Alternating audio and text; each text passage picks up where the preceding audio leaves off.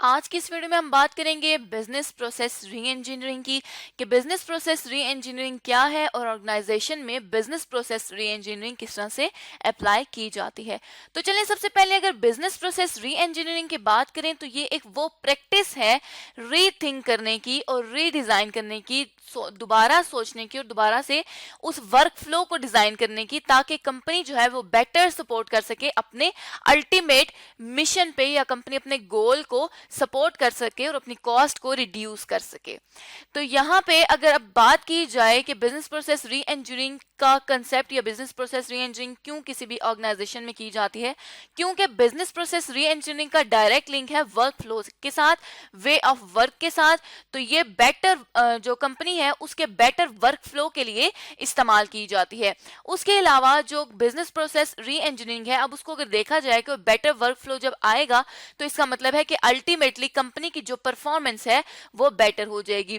इसी तरह अगर अब बात की जाए बिजनेस प्रोसेस री इंजीनियरिंग की, तो दूसरा बिजनेस प्रोसेस री इंजीनियरिंग को अप्लाई करने का मकसद ये होता है कि कॉस्ट रिड्यूस की जाए। जब बेटर वर्क फ्लो होगा, प्रोसेसेस बेहतर हो जाएंगे, तो परफॉर्मेंस बेहतर होगी और उसकी कॉस्ट की रिडक्शन हो जाएगी।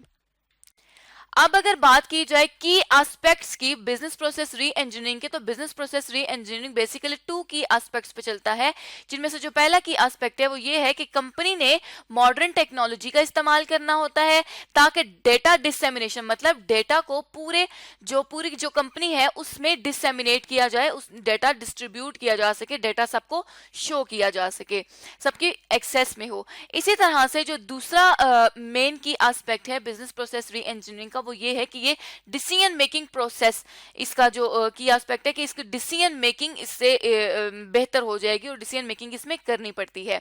इसके अलावा अब अगर हम बात करें एग्जांपल की, तो लेट सपोज कि हमारे पास एक कंपनी है फाटा मोटर्स, जिस कंपनी का हम डिस्कस करेंगे कि वो कंपनी चाहती है कि उसका जो परचेज प्रोसेस है उसको री इंजीनियर किया जाए। अब परचेज प्रोसेस को री इंजीनियर करने के लिए सबसे पहले तो ये देखना पड़ेगा कि परचेज प्रोसेस है क्या। तो ये जो है ये कंपनी के कुछ डिपार्टमेंट्स है और इसके थ्रू हम इसका अभी जो करंट परचेज प्रोसेस है वो देखेंगे। करंट परचेज प्रोसेस के मुताबिक जो कंपनी है हमारे पास फाटा मोटर्स, वो ये करती है कि अपनी परचेज जब उसको परचेजिंग करनी होती है तो परचेजिंग डिपार्टमेंट जो है वो वेंडर को परचेज ऑर्डर सेंड करता है, और फिर यही परचेज जो डिपार्टमेंट है ये क्या करता है कि ये वही परचेज ऑर्डर की जो एक कॉपी होती है वो उस कॉपी को अकाउंट्स डिपार्टमेंट को सेंड कर देता है। अब जब परचेजिंग डिपार्टमेंट से परचेज ऑर्डर वेंडर की तरफ चला गया और उसकी कॉपी अकाउंट पेएबल की तरफ चलेगी, तो अब वेंडर का क्या काम बनेगा कि वेंडर अब जो इनवॉइस है उसको अकाउंट पेएबल के डिपार्टमेंट में इस इनवॉइस को भेज दे। अब जब इनवॉइस बन के आ गई अकाउंट पेएबल डिपार्टमेंट के पास, तो अब पेएबल डिपार्टमेंट का क्या काम है, अब पेएबल डिपार्टमेंट का ये काम है कि वो इस इनवॉइस को देख के जो पेमेंट है ये पेमेंट कर दे वेंडर को। यहाँ पे अकाउंट पेएबल ने जब वेंडर को पेमेंट कर दी, तो वेंडर अब क्या करेगा कि वेंडर अपनी यहाँ से जितनी गुड्स का ऑर्डर आया था उन तमाम गुड्स को उठाएगा और इन तमाम गुड्स को उठा के मटेरियल कंट्रोल के या इन्वेंट्री के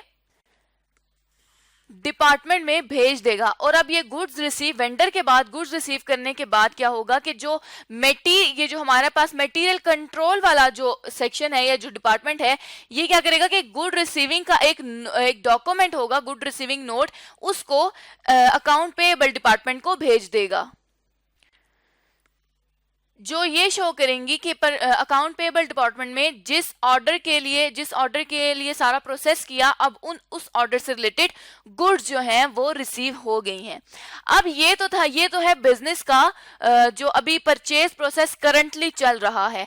अब इस परचेज प्रोसेस को चेंज करना चाहती है ये फाटा मोटर्स। अब फाटा मोटर्स किस प्रोसेस को फॉलो करके अपने इस प्रोसेस को अपने बिजनेस प्रोसेस इंजीनियरिंग अप्लाई करेगी, उसको हम स्टेप बाय स्टेप डिस्कस करते हैं।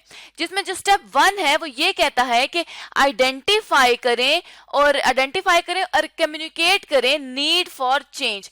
अब जब किसी भी ऑर्गेनाइजेशन में चेंज आता है तो एम्प्लॉयज जो हैं उस चेंज को अपनाने से, किसी भी तब्दीली को रेजिस्ट करते हैं, क्योंकि वो अपने कंफर्ट जोन में काम कर रहे होते हैं और चेंज आएगा तो उनको ज्यादा मेहनत करनी पड़ती है, वो अवॉइड करते हैं इस चेंज को। अब यहाँ पे चेंज क्यों जरूरी है, क्योंकि ये बहुत लंबा एक प्रोसेस है और एक डिपार्टमेंट डिपार्टमेंट का दूसरे डिपार्टमेंट से कोई ताल्लुक नहीं है। यहाँ से परचेजिंग का डायरेक्ट अकाउंट पेएबल में आ गया, सिर्फ अकाउंट पेएबल के पास जो है वो सारा रिकॉर्ड मेंटेन हो रहा है, जिसकी वजह से कंपनी को जो है वो इश्यूज आते हैं। अब अगर दूसरा स्टेप देखिए, अगर ये जो हमारी कंपनी है इसने बिजनेस प्रोसेस री इंजीनियरिंग अप्लाई करें, तो पहले तो उसने कम्युनिकेट कर दिया नीड फॉर चेंज। जब उसने नीड फॉर चेंज को कम्युनिकेट किया, तो अब क्या करेगी वो सारे जितने भी एक्सपर्ट हैं, टीम एक्सपर्ट्स, उनको इकट्ठा कर लेगी ताकि जो प्रोसेस री इंजीनियरिंग है वो आसान तरीके से की जा सके। जिनमें जितने भी डिपार्टमेंट्स हैं उन डिपार्टमेंट्स के सीनियर मैनेजर्स आ जाते हैं उस टीम में। मोस्ट प्रोबेबली जो टीम है वो इन्हीं मैनेजर से बनती है, ज्यादातर ऑर्गेनाइजेशन में इन्हीं मैनेजर्स को हिट किया जाता है। दूसरे नंबर पर जो ऑपरेशन मैनेजर को कम्युनिकेट किया जाएगा, उसको इकट्ठा लाया जाएगा, और द मोस्ट इंपॉर्टेंट री इंजीनियरिंग एक्सपर्ट्स को इकट्ठा किया जाएगा ताकि कंपनी में री इंजीनियरिंग प्रोसेस को जारी रखा जा सके और इसको किया जा सके। इन री इंजीनियरिंग एक्सपर्ट्स के पास क्योंकि एक्सपीरियंस ही री इंजीनियरिंग का होगा, इसलिए ये इस टीम का बेसिक या कोर हिस्सा होंगे। इसके बाद स्टेप 3 पे जब अब सारे मैनेजर्स को इकट्ठा कर लिया, टीम ऑफ एक्सपर्ट्स बना ली, हर बंदे के पास यहाँ पे अपना अपना नॉलेज है, ये नॉलेज शेयरिंग होगी, और फिर क्या होगा कि स्टेप 3 की तरफ जाया जाएगा। और स्टेप 3 जो है वो ये कहता है कि फाइंड करना है इनएफिशिएंट प्रोसेसेस को। अब ये जब टीम बन गई है तो ये तमाम जो मैनेजर और री इंजीनियरिंग एक्सपर्ट्स हैं ये मिलके इनएफिशिएंट प्रोसेसेस को फाइंड करेंगे। जिस तरह यहाँ पे हमने परचेज प्रोसेस को कंसीडर कर लिया कि ये प्रोसेस जो है वो इनएफिशिएंट है और अब इस परचेज प्रोसेस को चेंज करना चाहते हैं। तो एक तो इन्होंने फाइंड कर लिया, एक तो कंपनी ने फाइंड कर लिया कि इनएफिशिएंट प्रोसेस क्या है, दूसरा फिर की परफॉर्मेंस इंडिकेटर्स को डिफाइन करना है। की performance indicator basically performance measurement के एक टाइप हैं जो यूज किए जाते हैं इवेलुएट करने के लिए किसी भी कंपनी की परफॉर्मेंस या किसी की मतलब किसी डिपार्टमेंट की किसी पर्टिकुलर एक्टिविटी की परफॉर्मेंस को मेजर करने के लिए इनको इस्तेमाल किया जाता है। तो यहाँ पे हमारे एग्जाम्पल में क्योंकि हम सिर्फ परचेज प्रोसेस की बात कर रहे हैं तो जो की परफॉर्मेंस इंडिकेटर्स होंगे वो परचेज प्रोसेस से रिलेटेड होंगे।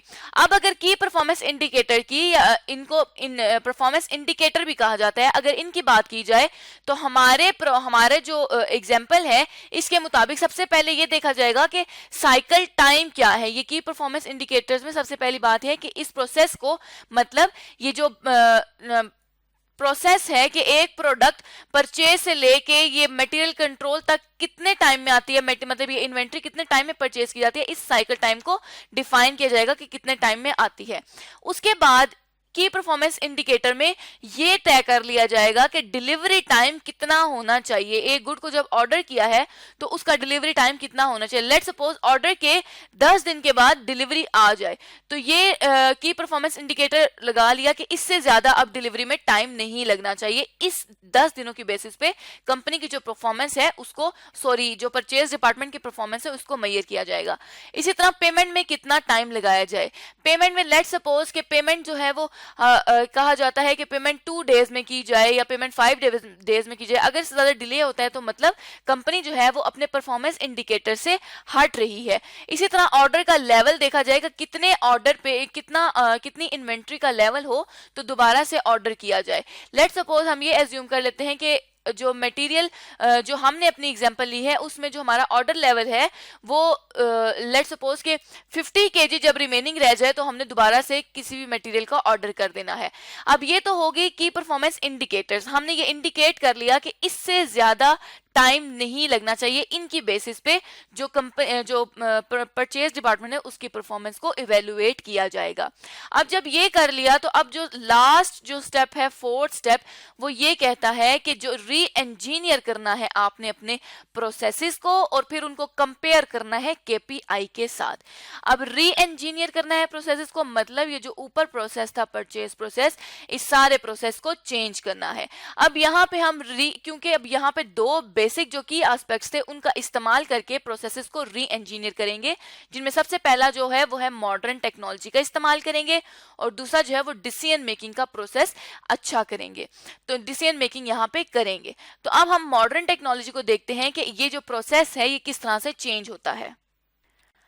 अब जैसे कि हमने बात की थी कि टेक्नोलॉजी का इस्तेमाल किया जाएगा, डेटाबेस का इस्तेमाल किया जाएगा, तो अब ये प्रोसेस है, अब ये जो डिपार्टमेंट्स हैं इन्हीं के थ्रू हम डेटाबेस को लेकर चलेंगे। अब डेटाबेस में क्योंकि हमने कहा कि सारी इंफॉर्मेशन डेटाबेस में आ जाएगी, तो जो डेटाबेस है वो यहाँ से परचेज डिपार्टमेंट को इंफॉर्मेशन सेंड कर देगा कि इतनी अभी परचेजेस करनी चाहिए। इसी तरह से अगर परचेज डिपार्टमेंट में कोई चीज खत्म हो गई है और परचेजिंग डिपार्टमेंट खुद से कोई परचेजिंग करना चाहता है, तो वो डेटाबेस में ये चीज एंटर कर सकता है कि उसने परचेज करनी है। जिस तरह डेटाबेस ने ही परचेजिंग डिपार्टमेंट को ये अल्टीमेटम दिया कि वो परचेज करे, इसी तरह से डेटाबेस ही जो है वो अकाउंट पेएबल को उसका ऑर्डर सेंड कर देगा और उस पे पेमेंट करने का ऑर्डर कर देगा, या उसमें वो बता देगा कि पेमेंट करना है। इसी तरह से अगर पेमेंट हो गई है तो अकाउंट पेएबल का डिपार्टमेंट डेटाबेस में एंट्री कर देगा कि उसने पेमेंट कर दी है। इसी तरह अब ये जो अब यहाँ से जो परचेजिंग डिपार्टमेंट है इसका काम है, जिस तरह डेटाबेस ने इसको बता दिया कि आप परचेज करनी है, तो ये इसी तरह परचेजिंग डिपार्टमेंट वेंडर तक इंफॉर्मेशन पहुंचाएगा कि अब वेंडर को परचेज ऑर्डर देगा कि इतनी परचेज अब करनी है कंपनी के लिए।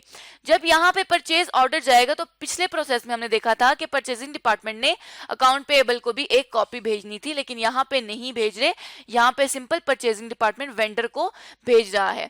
अब यहाँ से क्या, जब डेटाबेस ने अकाउंट पेएबल को भी ये बता दिया कि उसने परचेजेस करनी है और अब पेमेंट्स करनी है, तो अब अकाउंट पेएबल क्या करेगा, अकाउंट पेएबल डिपार्टमेंट डायरेक्ट जो है वो वेंडर को पेमेंट कर देगा।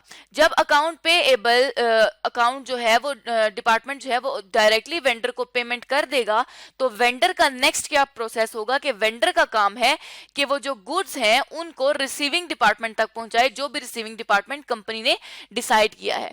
जब गुड्स रिसीविंग डिपार्टमेंट में आ गई तो रिसीविंग डिपार्टमेंट जो है उसमें से डायरेक्टली जो इंफॉर्मेशन है वो डेटाबेस में चली जाएगी। रिसीविंग डिपार्टमेंट को कोई डेटाबेस में डॉक्यूमेंट भेजने की जरूरत नहीं है। इसी तरह डेटाबेस भी अपना जो रिस्पांस है वो रिसीविंग डिपार्टमेंट को भेज देगा कि उसने तमाम जो इंफॉर्मेशन है उसको रिसीव कर लिया है। और ये जो सारा प्रोसेस हमने दोबारा से चेंज किया है, इस प्रोसेस को चेंज करने को कहते हैं री इंजीनियरिंग। अब जो है 4 स्टेप में हमने देख लिया कि री इंजीनियर करना है प्रोसेस को। अब कंपेयर करना था केपीआईज के साथ। ऊपर हमने केपीआईज डिसाइड किए थे कि लेट सपोज के जो डिलीवरी टाइम है वो 10 डेज का होगा। अब अगर तो जो वेंडर है वो डिलीवर कर रहा है जो कंपनी को 10 डेज में, तो इसका मतलब है कि कंपनी जो है वो बेहतर परफॉर्म कर रही है। और अगर जो 15 डेज में डिलीवर कर रहा है तो इसका मतलब है कि कंपनी जो है वो इनएफिशिएंट है। और अगर 8 डेज में कर रहा है, मतलब केपीआई से भी कम टाइम में कर रहा है, तो इसका भी ये मतलब है कि कंपनी जो है 8 डेज पे भी एफिशिएंट है, बल्कि मोर एफिशिएंट है। इसी तरह बाकी भी सारे टाइम्स को देख लिया जाएगा।